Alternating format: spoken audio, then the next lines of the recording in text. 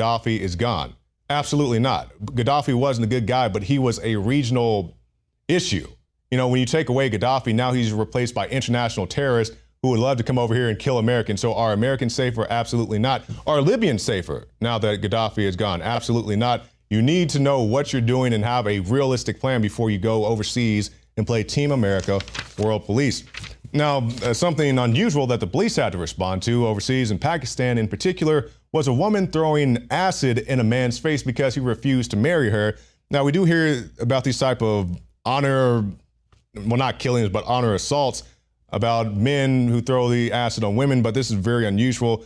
She wanted him to marry her so she could divorce her husband. They were involved in an affair. He said no, and the rest is history.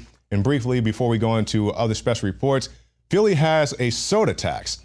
And this is Philadelphia on Thursday became the first major city in the United States to enact a soda tax, with the city council approving a 1.5 cent per ounce levy on sugary and artificially sweetened beverages. His big brother can get to you. We'll be back right after this with more special reports. For months now, Bernie Sanders and his supporters have been saying that the DNC has rigged this election all along in favor of Hillary Clinton. Now, maybe intuitively we know that that might be true, but now we have definitive proof that that is indeed what was happening all along. And in fact, the DNC used the media to rig the election in Hillary Clinton's favor. Now, we know this because of those leaked documents from Guccifer 2.0, and the media largely has just focused on the fact that these documents were the DNC's Trump opposition strategy. But what they're largely overlooking, on purpose, of course, is the fact that these emails show that the DNC colluded with mainstream outlets to heavily favor Hillary Clinton.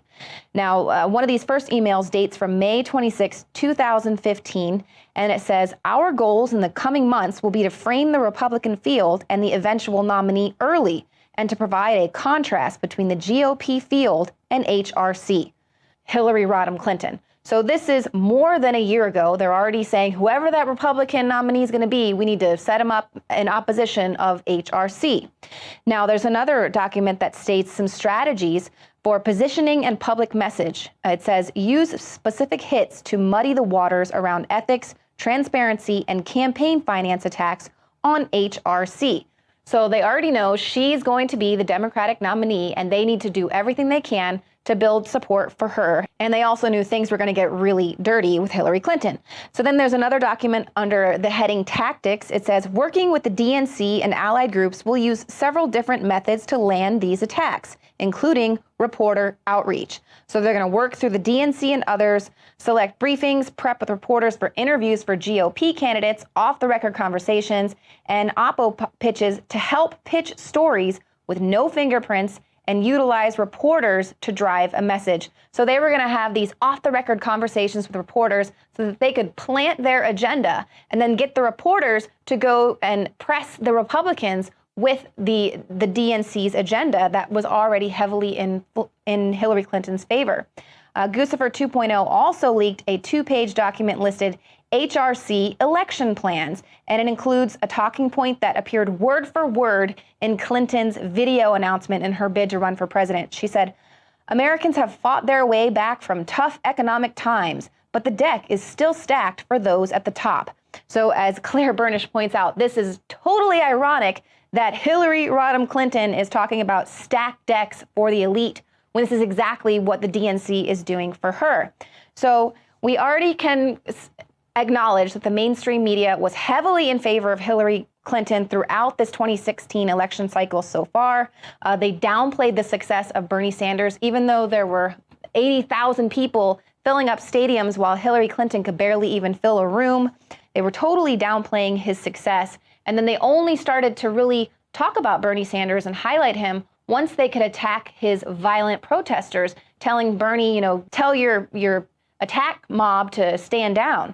Well, turns out, I mean, these people are paid protesters from pro-Hillary Clinton groups. So they were being used as useful idiots, being paid to go protest Donald Trump events, Donald Trump rallies, when Bernie Sanders' real competition up until a couple weeks ago was Hillary Clinton. So they really should have been, all of his Sanders supporters should have been going after Hillary Clinton, but they were being paid to go this way.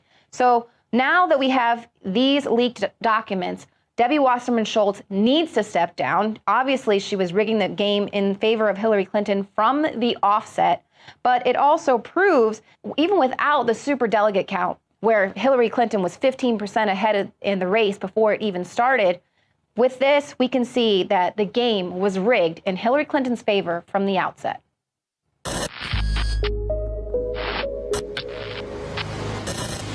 It appears that the TV watchers of America need to be reminded yet again that any fair play you had expected in mainstream media is dead. Your right to not be lied to by the State Department was executed quietly on the floor of the U.S. Congress on July 2nd, 2013, when the Smith-Munn Act, essentially an anti-propaganda law signed on January 27, 1948, by President Harry S. Truman, was nullified by the NDAA of 2013. The Smith-Munn Act was created to wipe out the influence of any communist New World Order infiltration in the U.S. State Department, with a grip on the mind of the average American citizen. In 1948, following the onslaught of the Nazi propaganda machine and the propaganda being doled out to the American people by the United States Office of War Information and World War I's Committee on Public Information, steps were taken by Congress to ensure that the American people would not be affected by a compromised State Department that could easily twist the information being told to the American people for foreign political gain. Congressional committee members were leery of the State Department because, as House Rules Committee Chairman Eugene Cox said, the State Department was chock full of Reds. The Congress of 1948 called for a house cleaning of some folks in the State Department to keep only those people whose first loyalty is to the United States. Fast forward to the Congress in June of 2016, and New World Order propaganda is pouring right out of the State Department in order to complete the New World Order agenda in Eurasia. Kurt Nimmo writes, advocates of illegal military intervention in Syria to force out Bashar al-Assad signed an internal memo protesting the current Obama administration policy, according to a report posted by the Wall Street Journal. The memo, sent by more than 50 rank-and-file officials, calls for a judicious use of standoff and air weapons, which would undergird and drive a more focused and hard-nosed U.S.-led diplomatic process. It was sent through the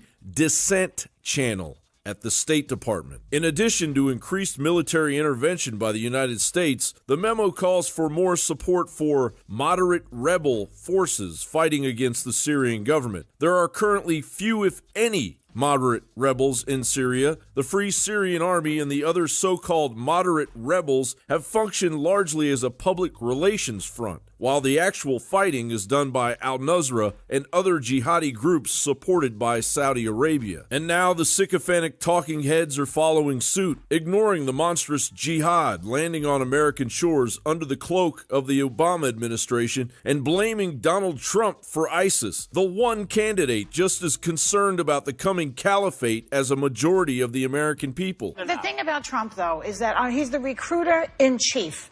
He is for ISIS. He is basically working with ISIS to kill us. They are working together. Every time you go after the Muslims and you talk about how they shouldn't come into the country and how they're all a bunch of whatevers, you are saying to ISIS, make another video to show people who are sympathetic to your cause. And don't think they haven't made many videos showing Donald Trump. He is a dangerous menace to the country. I'm sorry, Ms. Behart. Obama has brought in over 1 million Muslims during his time in office. And according to a Pew Research poll, 60% of Muslim Americans under the age of 30, jihad age, are more loyal to Islam than America. And Ms. Behart, if you're ignorant on what that means, just ask a Muslim. But here's former CIA Director Leon Panetta to keep the propaganda moving.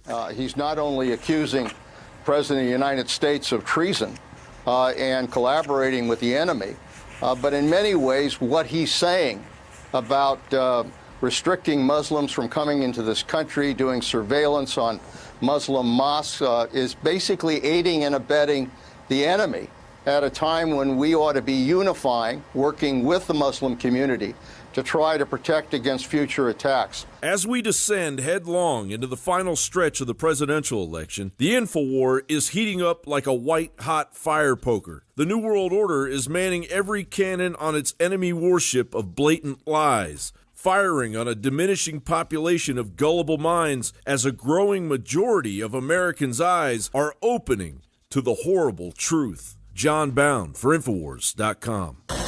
It is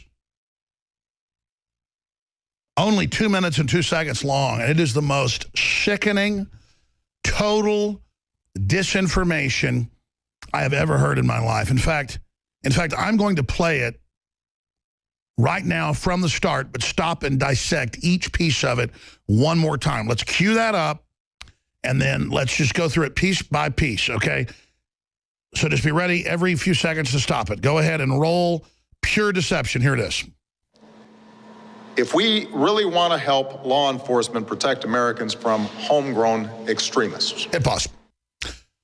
If we really want to help law enforcement protect us from homegrown extremists, do you catch both the lies?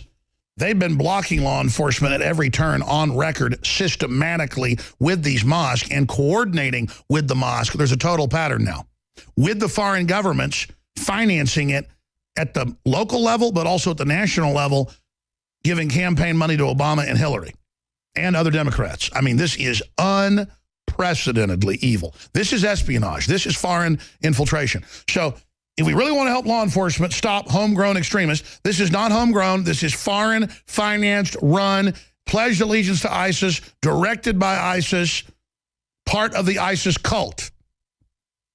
It's like a way of life. It's directed. You buy into it, you get the book, you get the publications, you follow it. Total lies. And what, we're 8 seconds into it? How many seconds into the 2-minute clip are we? 8 seconds exactly. Yeah, 8 seconds in. Let's back it up again and just start from the beginning, and then I'll let it go forward. Just play it. Go ahead, please. If we really want to help law enforcement protect Americans from homegrown extremists, the kind of tragedies that occurred at San Bernardino and that now have occurred in Orlando. Hit pause. Let's go all the way back. I'm going to start at the start, from the very start of the clip. San Bernardino and Orlando. I mean, we had Army, Navy, Marine Corps shooting. We had Fort Hood. We had all these others, and they won't say it's jihad there. And he's up there using what they have helped happen to go after the American people's sacred right that started the Revolutionary War in 1775, that was officiated in 1776, July 4th. That's what it's all about. They're striking at the heart of it. These vipers. I mean, this guy is such a viper. I mean, just look at this guy. Look at him. I mean, it's Twilight Zone that our elite are this soft, even though they're corrupt, would put something this venomous in office that just wants to engage in the bizarre ritual of bringing in these horrible, filthy jihadis to then kill us and then blame us for it. We have to make it harder for people who want to kill Americans to get their hands on weapons. All right, hit pause. Back it up 10 seconds. I'm sorry, we had to do this as a whole college class. I could teach a 1-year course on this 2-minute, 2-second clip. Seriously. Just analyzing. This is pure satanic lies. I mean, only the devil could string something together that is a pure lie from start to finish. He just said that if we want to stop this, we've got to have meaningful controls. When this guy worked for an international security company contracted by Homeland Security and is running around with licensed guns in New York and Florida and casing the joint, and coworkers are warning about him, threatening to kill people, but the boss is politically correct at the globalist security company, it's beyond that, and won't do anything. And the FBI comes twice and is ordered to stand down, and his imam is saying, kill gays. His father is on YouTube saying, kill gays. And then Obama blames the American people and the Second Amendment and lies and says that there was no background check and nothing was done to stop him. And at the end of the clip, threatens everyone cryptically and says there's going to be more of these and they're going to get bigger. Oh, we know you're going to have your people go into a school and kill 300 school kids. I just can see it. I've said nightclubs, schools, elementary kids, and then get ready. They're going to come out and blame John Wayne, folks. I'm telling you. I'm telling you.